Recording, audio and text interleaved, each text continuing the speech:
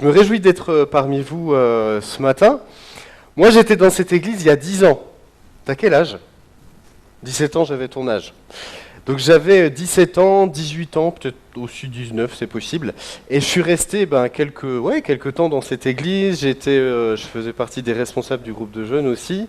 Et je me réjouis d'être présent parmi vous. J'en reconnais certains. Je ne sais pas si vous me reconnaissez. Oui, un petit peu. Là, il y a la barbe qui a... C'est la barbe, hein? Ouais. Il n'y a pas les rides encore, si? Ça va venir, oui. Ça, c'est à cause du petit. Donc, je suis marié à Angélique, qui est ici, qui est une Alsacienne. Et nous avons un petit qui s'appelle Mathieu. Voilà, donc je suis parti, en fait, ces 10 dernières années, je suis parti en Alsace. J'étais en Alsace pour mes études. Je suis passé aussi un petit peu par Paris pendant 1 an. Je suis revenu en Alsace. Et j'étais toutes ces dernières années à la Porte Ouverte Chrétienne à Mulhouse, où j'étais responsable jeunesse avec Benjamin Peter Schmidt, je pense que vous connaissez, donc j'étais à ses côtés. Et puis le Seigneur nous a appelés, mon épouse, mon fils et moi, à revenir en Franche-Comté.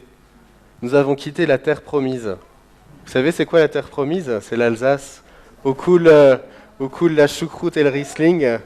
Hein? Donc on a quitté la terre promise pour revenir ici en Franche-Comté, terre de mission. Non, toutes les terres de France sont des terres de mission. Mais voilà, on était toutes ces dernières années à la Porte Ouverte et on a été extrêmement bénis. Vraiment. On a été bénis d'être dans cette église, on a appris beaucoup de choses, on a grandi, ça nous a fait beaucoup de bien. Et puis on a rejoint donc l'église d'Audincourt, l'église évangélique d'Audincourt, rue Charles-Allemand. Et on se réjouit d'être là-bas.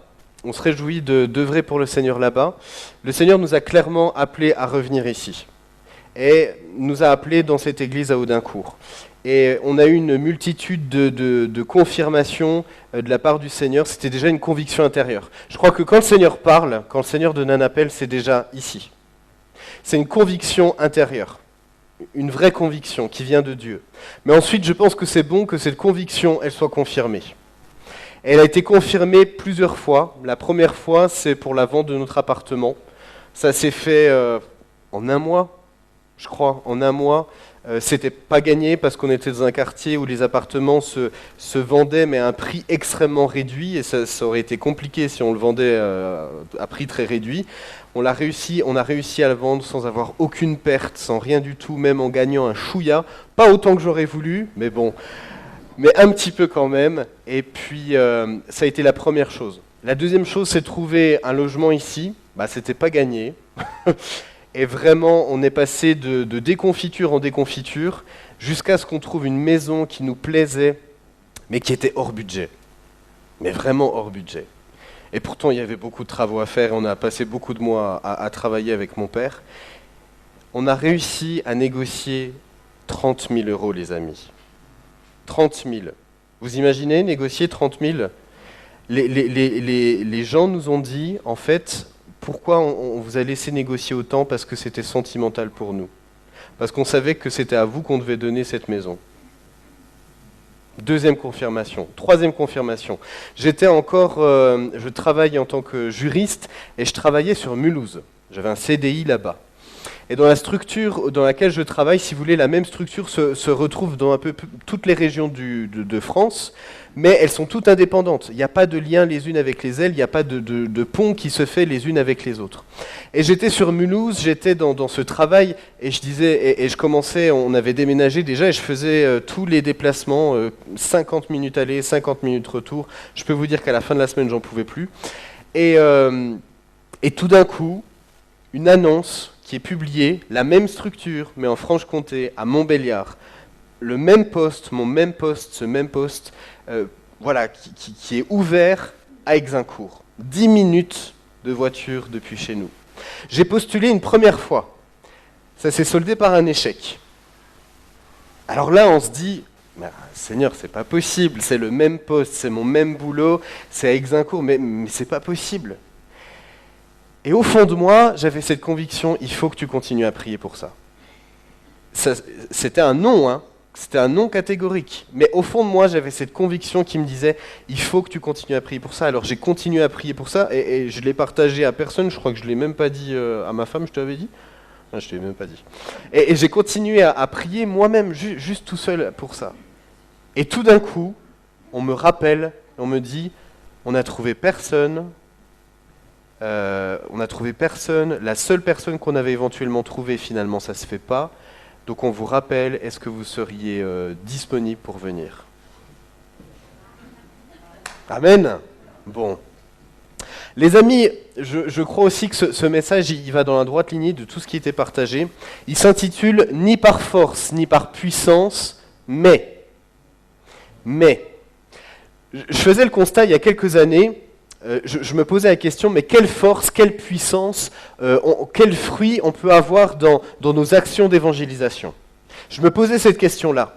Et je me disais, effectivement, il y a des terrains, vous êtes d'accord avec moi, où on va semer pendant des années, ce sont des terrains qui sont difficiles, mais est-ce que ce n'était pas le cas pour l'Église primitive? Est-ce que l'Église des premiers siècles n'était pas dans un terrain qui était difficile? Si, vous êtes d'accord avec moi. Il y avait des persécutions, il y avait des obstacles, il y avait des persécutions de la part des autorités juives, il y avait des persécutions de la part des autorités romaines. Certains chrétiens ont été chassés, certains ont été emprisonnés, certains ont été tués.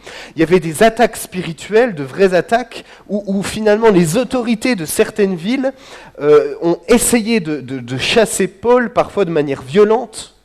Les situations étaient difficiles. Il y avait des obstacles, il y avait des défis qui étaient existants pour l'Église des premiers siècles comme pour nos églises à nous. Mais alors s'il y avait ces situations qui étaient difficiles, s'il y avait des obstacles, qu'est-ce qui nous manque à nous? Église de 2000, on est en combien? 2022 2022, Église de 2022. Si nos situations sont aussi difficiles comme elles pouvaient l'être auparavant, pourtant j'ai l'impression, c'est le constat que je faisais pour moi personnellement, qu'on avait tellement peu de résultats, tellement peu de puissance, tellement peu de force. Je crois que j'entends autour de moi, il y a une théologie qui vient et qui est de dire que finalement, plus les temps avancent, plus ils sont difficiles, plus l'Église qui restera sera un tout petit reste. Et on connaîtra tellement peu de conversions, tellement peu de choses. Ça sera juste un tout petit reste qui sera sauvé. Je ne partage pas cette théologie-là. Je ne la partage absolument pas. Je crois que dans les derniers temps, et dans les derniers temps où nous sommes, eh bien, il y aura des réveils, et des réveils de grande ampleur. Mais est-ce qu'il se pourrait que, alors même qu'on constate notre faiblesse, finalement, à un moment donné, on s'est cru fort? C'est paradoxal, hein? De constater notre faiblesse, de voir que finalement, il y a peu de choses, mais est-ce que pour autant, on ne s'est pas cru fort à un moment donné?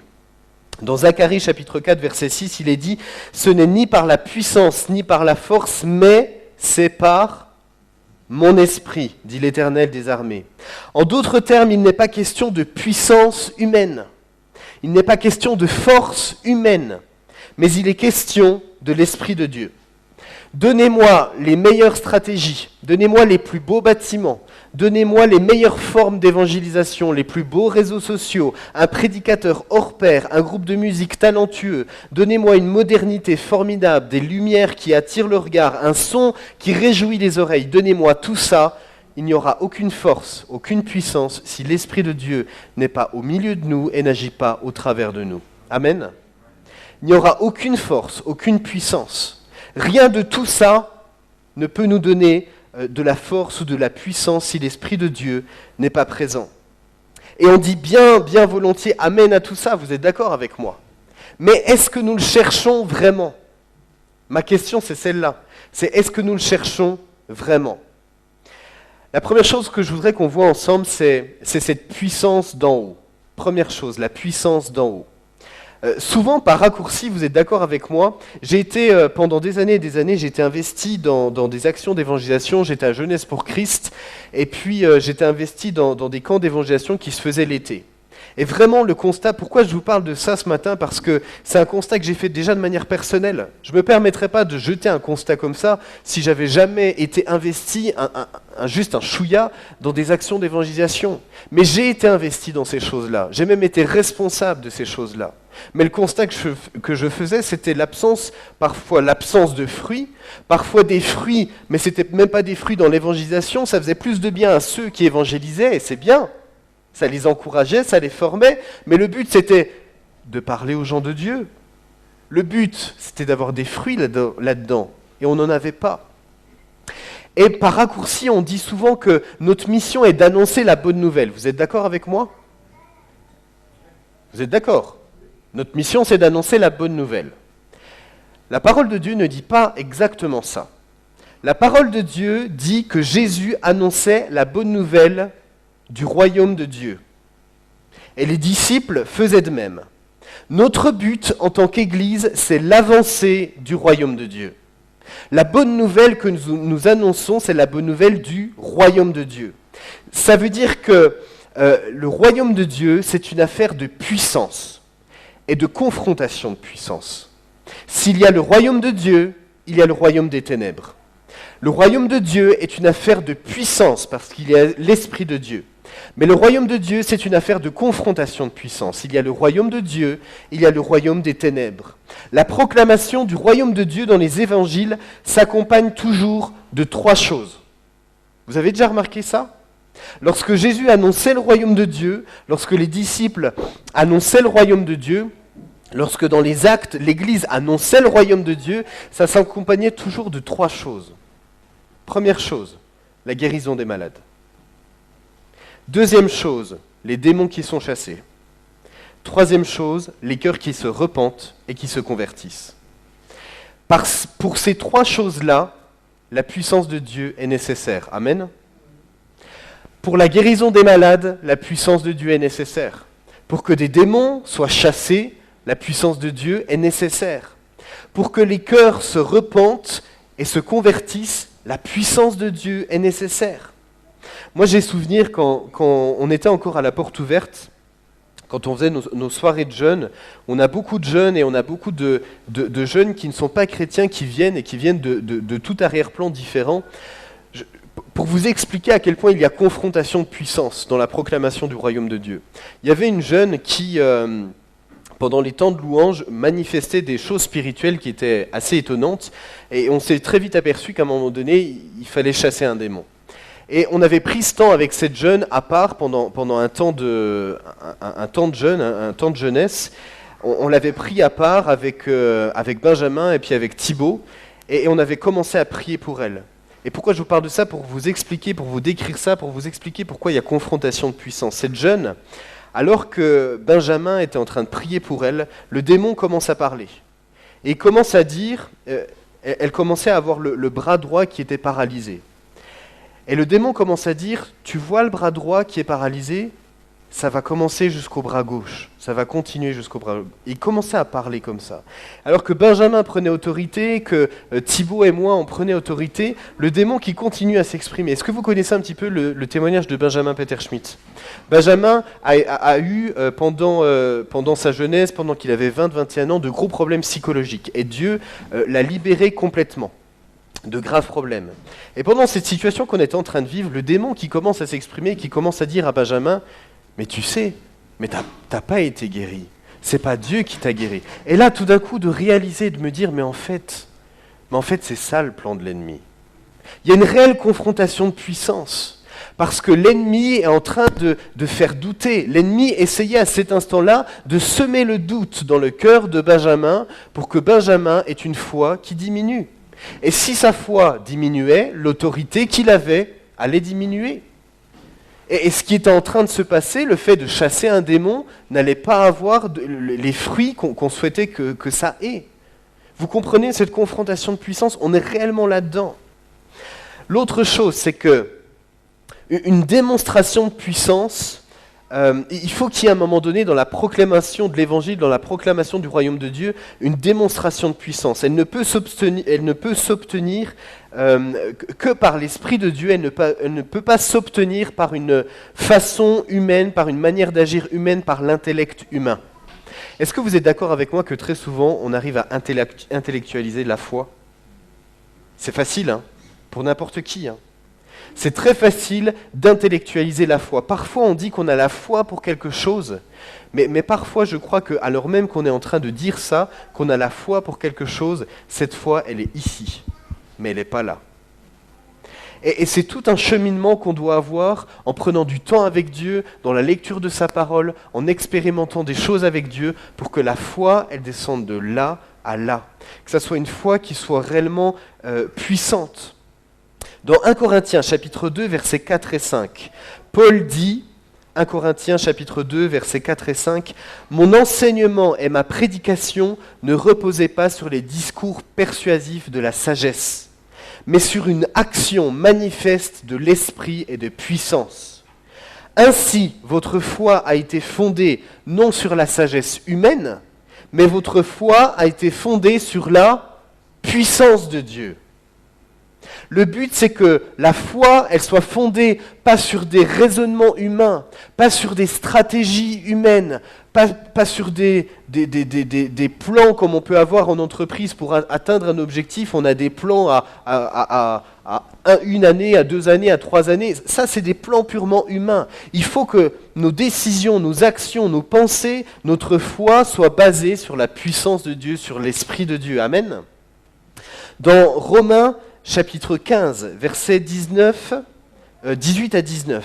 « Car je n'oserais mentionner aucune chose que Christ n'ait pas faite pour moi pour amener les païens à l'obéissance par la parole et par les actes, par la puissance des miracles et des prodiges, par la puissance de l'Esprit de Dieu, en sorte que, depuis Jérusalem et les pays voisins jusqu'en Illyrie, j'ai abondamment répandu l'évangile de Christ. » Paul est en train de dire que tout ce qu'il a fait, tout ce qu'il a proclamé, tous les fruits qu'il a vus, c'est par la puissance de l'Esprit de Dieu. Seulement par la puissance de l'Esprit de Dieu. C'est ce que dit ce passage que j'ai pris comme titre de cette prédication. Ce n'est ni par la puissance ni par la force humaine, mais c'est par mon esprit, dit l'Éternel des armées. Je crois que la parole de Dieu, la Bible, la parole de Dieu et l'Esprit de Dieu agissent ensemble. Vous êtes d'accord avec ça ? Lorsqu'on voit dans Genèse, au tout début, dans Genèse chapitre 1, qu'est-ce qu'il nous est dit ? Il nous dit que l'Esprit de Dieu planait sur la terre. On est d'accord ? Et tout d'un coup, une parole est prononcée. Et alors que cette parole est prononcée, et alors que l'Esprit de Dieu planait sur la terre et était déjà en train d'agir, la parole de Dieu et l'Esprit de Dieu agissent ensemble et la vie se crée. Je crois que c'est exactement la même chose qui se passe dans les cœurs quand ils se convertissent. Je crois que c'est la parole de Dieu qui est proclamée et le Saint-Esprit qui agit dans les cœurs et qui travaille dans les cœurs. Je crois que c'est la même chose pour la guérison des malades. Une parole de Dieu est prononcée, la parole de Dieu parle de la guérison des malades. La parole de Dieu est prononcée, c'est le Saint-Esprit qui agit dans le cœur et qui produit la foi nécessaire pour obtenir la guérison. Je crois que c'est la même chose pour les démons. Je crois que la parole de Dieu dit que le royaume de Dieu est plus fort que le royaume des ténèbres et que Jésus est venu pour libérer les gens qui sont captifs. Amen. C'est ce que dit la parole de Dieu. Et le Saint-Esprit agit au travers de nous pour libérer les gens qui sont captifs. L'Esprit parle. Vous êtes d'accord avec ça ?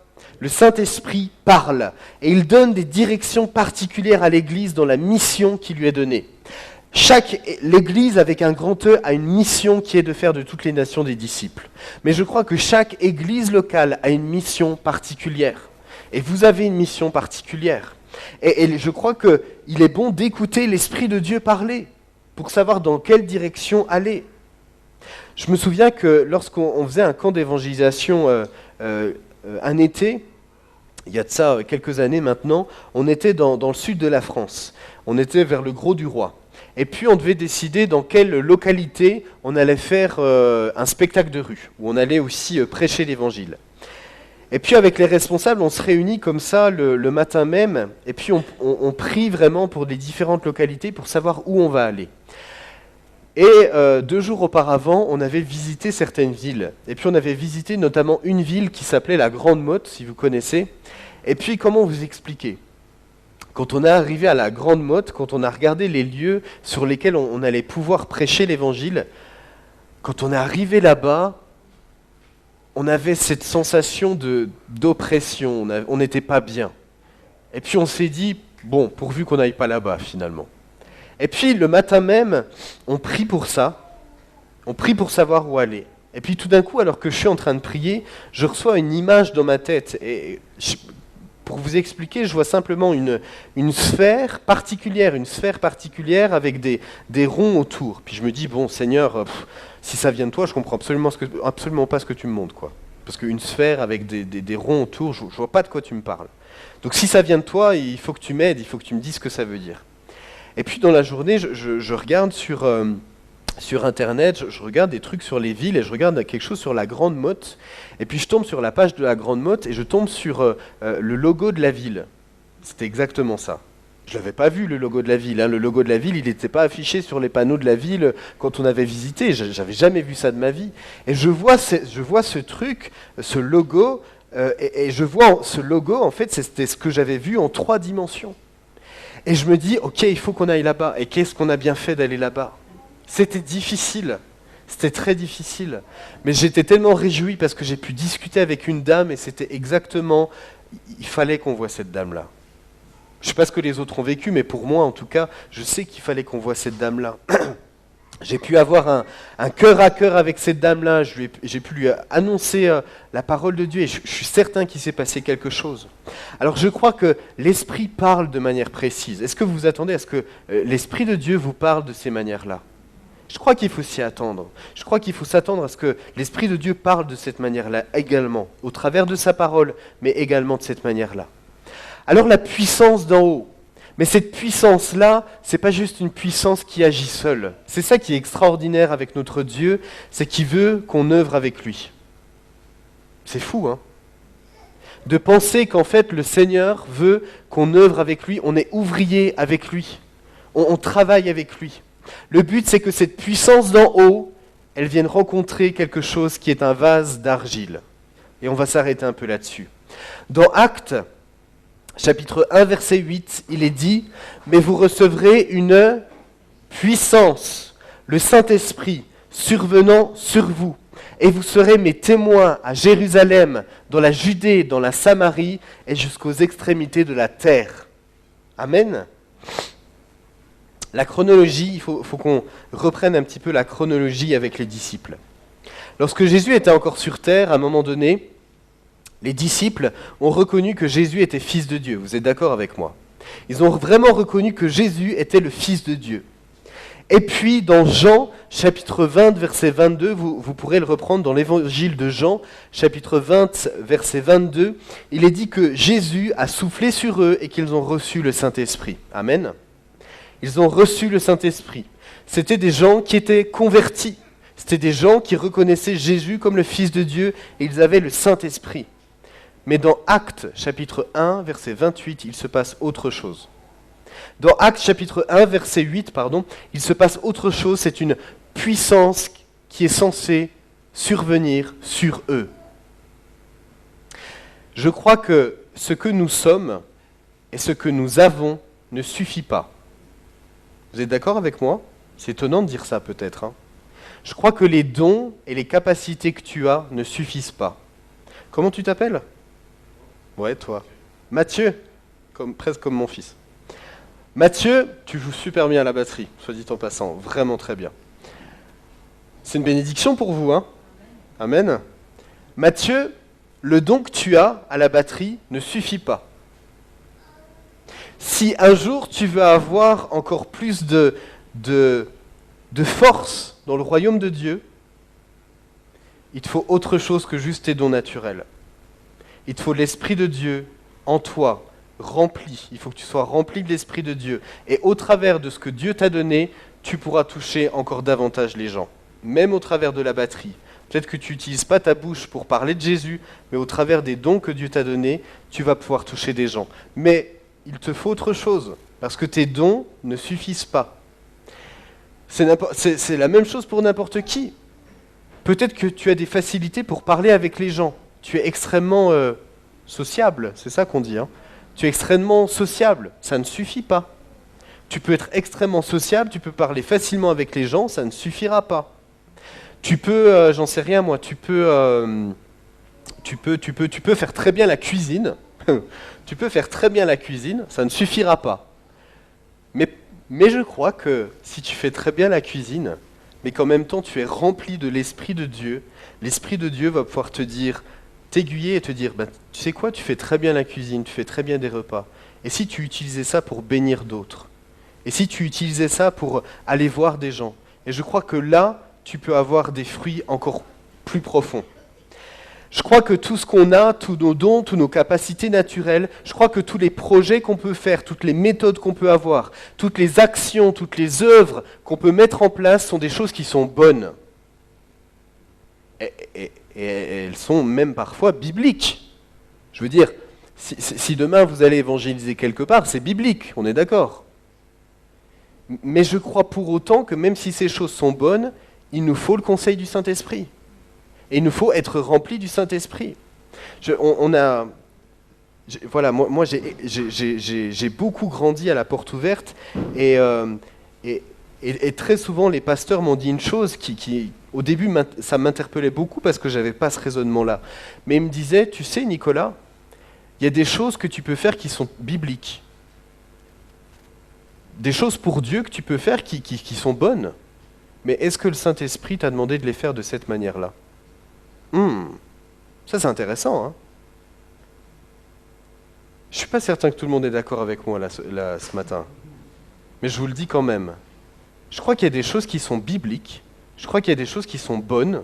Je crois qu'il y a des choses qu'on retrouve dans la parole de Dieu. Mais est-ce que le Saint-Esprit vous a dit que c'est le moment maintenant de les faire, qu'il faut les faire de cette manière-là, et aller ici et aller là? Il faut relire le livre des Actes, les amis. Le Saint-Esprit les amenait à tel endroit. Le Saint-Esprit leur disait de faire ci. Le Saint-Esprit leur disait de faire ça. Le Saint-Esprit les empêchait de faire ci ou de faire ça. Je veux dire, quand Paul doit aller quelque part, prêcher la bonne nouvelle, c'est une chose qui est biblique. Quand il y a marqué que le Saint-Esprit l'a empêché. Le Saint-Esprit l'a empêché. Donc ça veut dire qu'à un moment donné, qu'on doit être en connexion encore plus intime avec le Saint-Esprit pour savoir exactement ce qu'on doit faire. Nous avons besoin de cette puissance du Saint-Esprit sur nous, qui nous permet d'aller au-delà, d'aller plus loin, d'aller plus profondément. Les disciples avaient compris ça, parce que quand Jésus est remonté au ciel et qu'il leur a dit « Ne partez pas avant que vous ayez reçu la promesse que je vous ai faite, la promesse du Saint-Esprit », les disciples avaient compris ça, ils se réunissaient chaque jour dans la chambre haute pour prier et pour attendre ça. Pour attendre ça. Dans Jean, évangile de Jean, chapitre 3, versets 7 et 8, il est dit « Ne t'étonne pas que je t'ai dit, il faut que vous naissiez de nouveau. Le vent souffle où il veut. Tu en entends le bruit, mais tu ne sais pas d'où il vient, ni où il va. Il en va ainsi de tout homme qui est né de l'Esprit. » Je crois que naître de l'Esprit, être né de l'Esprit, être rempli de l'Esprit, à un moment donné, ce que Jésus est en train de dire, c'est qu'un homme qui est né de l'Esprit est aussi insaisissable que le vent. Il y a des choses qu'il fait que les autres ne peuvent pas comprendre. Il y a des choses qu'il fait que les autres ne peuvent pas comprendre. Le vent souffle où il veut, tu en entends le bruit, mais tu ne sais pas ni d'où il vient, ni où il va. Il en va ainsi de tout homme qui est né de l'Esprit. Quand le Saint-Esprit agit à travers toi, d'une manière étonnante, est-ce que ça t'est déjà arrivé ? Que le Saint-Esprit agisse au travers de toi d'une manière étonnante, d'une manière que tu ne peux pas expliquer. Est-ce que ça t'est déjà arrivé ? Si ça t'est pas encore arrivé, mon frère, ma sœur, pose-toi la question. Parce que Jésus est en train de dire que l'Esprit agit comme le vent. Et des fois, on ne sait pas d'où il vient, où il va, pourquoi il fait telle chose. C'est toujours conforme à la parole de Dieu. Il ne faut pas avoir peur de ça. Quand on parle du Saint-Esprit, parfois certaines personnes ont peur qu'il y ait des choses bizarres qui se passent. Mais s'il y a des choses qui se passent et qui sont contraires à la parole de Dieu, ce n'est pas le Saint-Esprit, c'est tout. Soyons simples. Mais par contre, n'enfermons pas le Saint-Esprit dans une boîte. Parce que le Saint-Esprit agit comme il le veut. Lorsque Élisée dit à Naaman de se plonger 7 fois dans le Jourdain, je veux dire, il est malade, il vient voir Élisée, il a la lèpre, il vient voir Élisée et il lui dit, et Élisée, qui est inspiré par l'Esprit de Dieu, lui dit de se plonger 7 fois dans une rivière. Je veux dire, moi, si je vais voir quelqu'un, je sais qu'il a un don de guérison, j'attends qu'il m'impose les mains et puis voilà, quoi. Me plonger 7 fois dans de l'eau, bon. Mais pourtant, Élisée lui a dit de faire ça, parce qu'il était inspiré par l'Esprit de Dieu. Lorsque Jésus a un aveugle devant lui, et qui prend sa salive avec de la terre, qu'il en fait de la boue et qui lui applique sur les yeux, mais il l'a fait parce qu'il était inspiré par l'Esprit de Dieu, je ne vous dis pas ça de faire ça demain, hein, on s'entend, mais il l'a fait parce qu'il était inspiré par l'Esprit de Dieu. Lorsque, un autre passage qui est hyper intéressant dans Actes, chapitre 16, versets 16 à 18, comme nous allions au lieu de prière, une servante qui avait un esprit de python et qui, en faisant de la divination, procurait un grand profit à ses maîtres, vint au-devant de nous. Elle se mit à nous suivre, Paul et nous. Elle criait, « Ces hommes sont les serviteurs du Dieu très haut et ils vous annoncent la voie du salut. » Elle fit ça pendant plusieurs jours. Paul, fatigué, se retourna et dit à l'esprit, « Je t'ordonne, au nom de Jésus-Christ, de sortir d'elle. » Et il sortit à l'heure même. C'est un passage hyper intéressant parce que je me demande comment on aurait réagi. Je veux dire, il y a quelqu'un qui vous suit. Alors, je conçois qu'au bout d'un moment, ça commence à être épuisant. Quelqu'un derrière vous qui crie tout le temps. Mais ce qu'elle criait, c'était biblique. Mais Paul, à cet instant, a ce discernement de savoir que son fond, lorsqu'elle parle, son fond est démoniaque. Il faut avoir ce discernement-là, hein, de se dire que son fond est démoniaque. Mais ce discernement-là ne peut venir que de l'Esprit de Dieu. Ce fond-là, pourquoi je vous donne ces exemples? Pour vous dire que l'Esprit de Dieu nous dépasse. Il est impossible d'avoir une théologie parfaite du Saint-Esprit, il est impossible de cadrer le Saint-Esprit, de dire ça plus ça égale ça. Bien entendu que vous avez la parole de Dieu comme repère. La parole de Dieu nous permet de savoir ce qui vient de Dieu, ce qui ne vient pas de Dieu. Mais l'Esprit de Dieu ne doit pas être enfermé dans une boîte. Et cette puissance, l'Esprit de Dieu, doit à un moment donné se retrouver en nous. Et nous devons être ce que j'appelle un vase d'argile. Déjà, c'est un vase. Est-ce que tu as un vase ce matin? Un vase, c'est quoi? C'est un réceptacle. Un vase, c'est un réceptacle. Un vase, c'est, tu y mets quelque chose dedans, tu y mets de l'eau, tu y mets tout ce que tu veux, mais ça doit contenir quelque chose. Un vase, s'il contient rien, c'est peut-être beau, mais il sert à rien. Vous êtes d'accord avec moi? C'est beau, mais il sert à rien du tout. Alors il doit contenir quelque chose. Est-ce que tu es prêt à te laisser remplir par le Saint-Esprit? Remplir par le Saint-Esprit. Un vase d'argile. Pourquoi argile? Parce que c'est une matière qui est modelable. Et est-ce que tu es modelable entre les mains du Seigneur? Ou est-ce que toutes ces années ont commencé à te rendre dur? Est-ce que toutes ces années ont commencé à te rendre dur? Pas parce que tu as vécu des choses difficiles. Hein. Tu sais, on peut être dur parce qu'à un moment donné, on s'enorgueillit. Parce qu'on a l'impression de tout savoir. Mais si tu as l'impression de tout savoir, ça veut dire que tu es déjà rempli. Ne t'attends pas à ce que le Seigneur te remplisse, tu es déjà plein. Et à un moment donné, il faut enlever des choses. Mais le Seigneur doit te remplir, et tu dois être ce vase d'argile, ce vase qui est modelable. J'ai lu que l'argile hydratée est malléable. L'argile, quand elle est hydratée, elle est malléable. Elle peut être mise en forme, tu peux en faire ce que tu veux. Après séchage, elle devient solide.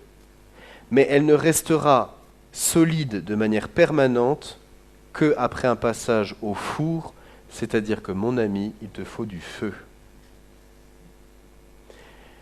Tu dois être modelé par le Seigneur et pour garder la forme qu'il veut que tu aies, tu dois passer par le feu et il n'y a que le Saint-Esprit qui peut agir de cette manière-là. Amen. J'aimerais conclure sur un petit extrait. C'est un extrait d'un livre qui parle d'un réveil qui a lieu dans les îles Hébrides. Les îles Hébrides, c'est côté Angleterre, Écosse, dans ce coin là-bas. Je ne suis pas fort en géographie, mais c'est par là. Un réveil qui a eu lieu dans les îles Hébrides, et je vous lis ce qu'il y a marqué. Parmi ceux qui se convertirent la nuit suivante se comptait un garçon de 15 ans. Il devint une aide remarquable dans le réveil. Ce jeune garçon devint un guerrier de la prière, un guerrier de première ligne. Un jour, Duncan, un prédicateur, Duncan entra dans sa maison et demanda s'il y avait quelqu'un. Il trouva ce garçon à genoux dans la ferme avec la Bible ouverte devant lui. Lorsqu'il fut interrompu, le garçon expliqua calmement « Excusez-moi un petit peu, monsieur Campbell, je suis en train d'avoir une audience avec le roi. » L'une des effusions de l'esprit les plus intenses de tout le réveil survint lorsqu'on lui demanda de prier.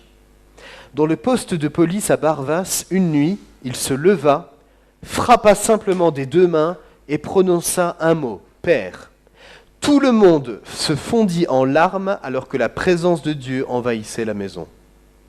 En calniche, il pria jusqu'à ce que la puissance de Dieu prît possession de ceux qui étaient morts dans leurs péchés, les transformant en pierres vivantes pour l'Église de Jésus-Christ. Mais l'illustration la plus remarquable de l'onction de Dieu sur lui eut lieu à Bernera, une petite île au large de la côte de Lewis. Le prédicateur Duncan assistait à un service de communion. L'atmosphère était lourde et la prédication difficile. C'est pourquoi il demanda qu'on envoyât de Barvas quelques hommes pour le soutenir dans la prière. Ils prièrent, mais le lien spirituel persistait si fortement qu'en plein milieu de sa prédication, Duncan s'arrêta de prêcher. Juste à ce moment, il remarqua ce garçon, visiblement touché sous un fardeau beaucoup plus profond que lui en faveur des âmes. Il pensa, mais ce garçon est en contact avec Dieu et vit plus près de lui que moi. Il faut avoir de l'humilité pour dire ça. Hein. Je ne sais pas quel âge avait ce prédicateur, mais il faut avoir de l'humilité. Hein. Ainsi, s'appuyant sur le pupitre, il dit « Donald, peux-tu nous conduire dans la prière ?» Le garçon se leva sur ses pieds et dans sa prière fit référence au 4e chapitre d'Apocalypse qu'il avait lu le matin même. « Ô Dieu, j'ai l'impression de contempler à travers la porte ouverte. Je vois l'agneau au milieu du trône avec les clés de la mort et de l'enfer à sa ceinture. » Il commença à sangloter, puis levant les yeux en direction du ciel, il s'écria « Ô Dieu, il y a de la puissance là-bas, relâche-la !»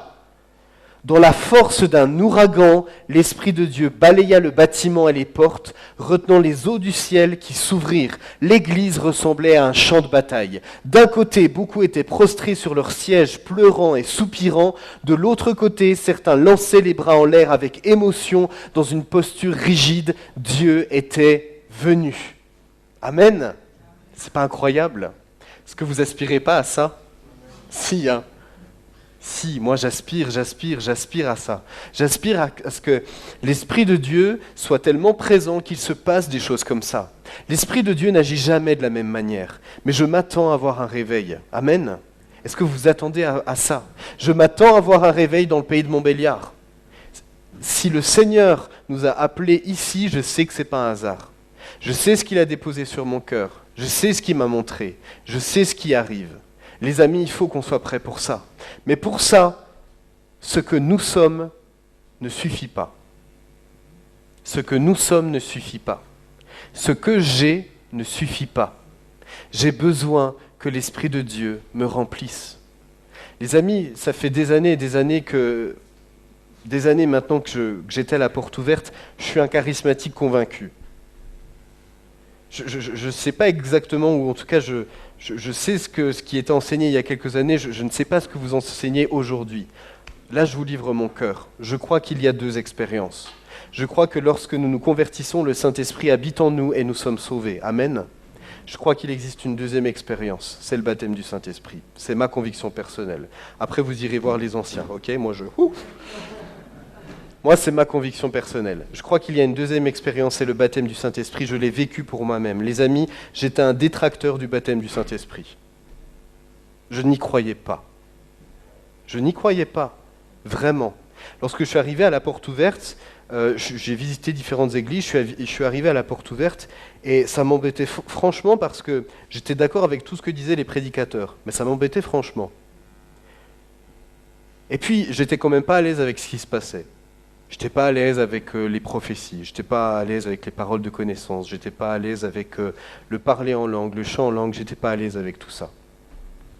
Et je me souviens que Bible en main, j'étais avec un ami de la porte ouverte et je discutais avec lui et Bible en main, je lui disais mais non, c'est pas ça, c'est pas ça, ce qu'on vit dans notre église à l'APO, c'est pas bon, regarde, c'est ça, c'est ça, c'est ça. Et à une soirée à la porte ouverte, on avait un temps de louange et c'était vraiment merveilleux, un temps de louange magnifique. Et puis on est en train de louer tous ensemble. Et tout d'un coup, tout ce que je sais, c'est que je me retrouve à genoux dans la rangée où j'étais à genoux, et j'ai commencé à parler en langue. Et j'ai commencé à chanter en langue. Mais imaginez un instant, pour moi, je ne peux pas vous dire que j'étais dans un état d'esprit opposé à ça, parce que je crois que si j'étais dans un état d'esprit opposé, Dieu ne l'aurait pas fait. Mais en tout cas, j'avais de sérieux doutes. Je ne peux pas vous dire que j'avais pas des doutes, j'avais des doutes. Mais j'étais là, dans cette rangée, à genoux, en train de parler en langue. Et à un moment donné, je me souviens, je me suis relevé, rassis sur ma chaise, je me suis tourné vers ma voisine, je me tourne vers elle et je lui dis, je crois bien que j'ai parlé en langue. Compliqué pour moi de dire ça quand même. C'était très compliqué pour moi. Il faut vraiment comprendre mon cheminement, il faut comprendre l'état d'esprit dans lequel j'étais. J'étais en train de vivre quelque chose qui s'opposait à tout ce que je pensais croire, à tout ce que je pensais être correct, juste, biblique. Mais à partir de cet instant-là, ma vie de foi a été complètement différente. À partir de cet instant-là, ma vie de foi a été complètement différente. J'ai connu une profondeur que je n'avais jamais connue. J'ai connu une profondeur dans la louange, dans l'adoration que je n'avais jamais connue. J'ai connu une autorité que je n'avais pas. Et quand j'allais évangéliser, je n'allais pas dans le même état d'esprit. Je m'attendais à voir des choses que je ne m'attendais pas à voir avant. Et j'avais une autorité que je n'avais pas et que je n'aurais jamais imaginée. Les amis, c'est ça qui est sur mon cœur et c'est ça qui est sur mon cœur pour mon église à Audincourt, mais c'est ça qui est sur mon cœur pour le pays de Montbéliard, parce que je crois que le pays de Montbéliard a désespérément besoin du Saint-Esprit. Amen. Avec ça, on est tous d'accord, normalement. Le pays de Montbéliard a désespérément besoin du Saint-Esprit, alors on va prier ensemble. Vous êtes d'accord ? On peut se lever ensemble. Seigneur Jésus, on vient devant toi et je te prie vraiment pour l'église de Popin. Je te remercie pour cette église. Je te prie déjà, Seigneur, de les encourager. Je sais qu'ils en ont besoin. Je sais, Seigneur, et je te prie notamment pour ceux qui sont en direction de cette église. Je te prie, Seigneur, de fortifier leur foi et de renouveler leur joie, de renouveler leur paix, de renouveler leur zèle. Je sais, Seigneur, qu'ils ont besoin de ça. Seigneur, merci parce que je crois qu'il y a une parole particulière pour ceux qui sont en direction de l'église. Je crois que le Seigneur vous dit, je suis avec vous. Je veux vous encourager. Je suis avec vous, je sais par quoi vous êtes passés, je connais les lassitudes, je connais les moments de doute, je connais les moments de creux, je connais tout ça, j'étais avec vous. Mais je suis avec vous.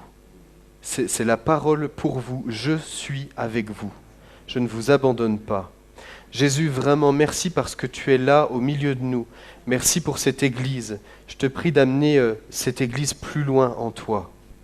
Seigneur Jésus, c'est tout ce que nous voulons. Aller plus loin avec toi. Je te prie, Seigneur, que tu remplisses de ton Saint-Esprit ceux qui sont présents. Seigneur, que tu remplisses de ton Saint-Esprit cette Église, que tu la remplisses jusqu'à déborder. Seigneur, c'est avec la présence de ton Saint-Esprit que nous pourrons accomplir ce que ta parole veut. C'est avec la présence de ton Saint-Esprit que nous pourrons voir des guérisons, que nous pourrons voir des malades être guéris, que nous pourrons voir des personnes être libérées de leurs liens et de leurs chaînes. C'est avec ton Saint-Esprit que nous pourrons avoir une prédication efficace. C'est avec ton Saint-Esprit que dans la louange, nous pourrons toucher le bord de ton vêtement, être devant ton trône, être à genoux devant toi, libres et libérés de toute culture humaine qui nous entraverait d'entrer dans ta louange. Seigneur, c'est par le Saint-Esprit que toutes ces choses se font. Saint-Esprit, viens. Saint-Esprit, viens remplir. Ceux qui ont un cœur où ils veulent être remplis par toi, viens les remplir. Il est impossible que tu ne viennes pas remplir un cœur qui le veut et qui le cherche. C'est impossible parce que tu le promets dans ta parole. il y a une promesse dans ta parole sur le Saint-Esprit. Mais je crois, Seigneur, qu'il faut s'attendre à la réalisation de cette promesse. Je m'attends, Seigneur, à ce que dans cette Église, qu'il y ait plusieurs baptêmes du Saint-Esprit, dans le nom de Jésus. Des baptêmes du Saint-Esprit qui conduiront l'Église encore plus loin. Je te prie particulièrement encore une fois pour les dirigeants de cette Église, qu'ils soient remplis de ton Saint-Esprit, baptisés de ton Saint-Esprit. Seigneur, que la direction qu'ils donnent vienne de toi. Je te prie vraiment pour ça. Bénis, Seigneur, la jeunesse de cette Église aussi. Je te prie de les remplir de toi, qu'ils soient une lumière là où tu les as placés, qu'ils soient empreints de ta marque, Seigneur, de ta marque à toi. Merci Jésus pour ta présence. Merci Jésus pour ta présence. J'ai soif de ta présence, divin chef de ma foi. Dans ma faiblesse immense, que ferais-je sans toi? Chaque jour, à chaque heure, oh, j'ai besoin de toi. Viens, Jésus, et demeure auprès de moi encore.